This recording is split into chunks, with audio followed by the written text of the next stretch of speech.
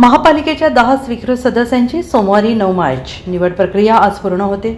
इच्छुकांनी पक्ष नेतृत्वाकडे जोरदार लॉबिंग केलेली असून महाराष्ट्र महापालिका अधिनियमातील नव्या तरतुदीनुसार ही संख्या 10 ठरलेली आहे। त्यापैकी भाजपला 7, राष्ट्रवादी काँग्रेस अजित पवार गटला 2 आणि काँग्रेसला 1 जागा मिळणार असून प्रत्येकीला 2.5 वर्षाचा कार्यकाळ लाभेल।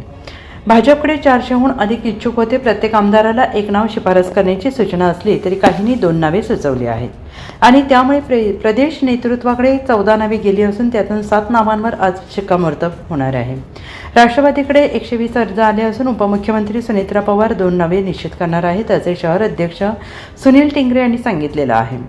काँग्रेसने 64 इच्छुकांची मुलाखत घेत प्रदेश पातळीवर एक नाव पाठवले आहे। गटनेत्यांनी महापालिका आयुक्तांना अर्ज सादर करावे अशी प्रक्रिया आहे। 18 मार्चच्या मुख्य सभेत आयुक्त नावे जाहीर करतील, मात्र पक्षातून कोणाला संधी मिळाली हे आज स्पष्ट होईल।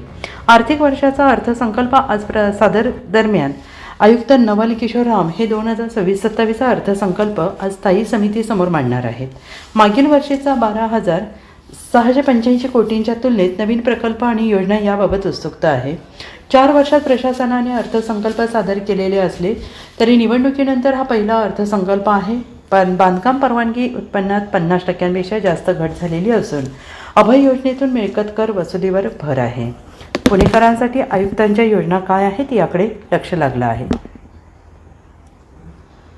साप्ताहिक पोलीस वॉरंटच्या स्थानिक बातम्या आणि व्हिडिओ नक्की पहा, लाईक करा, शेअर करा, कमेंट करा आणि तुमच्या स्थानिक बातम्यांचे व्हिडिओ आमच्यासोबत शेअर करा।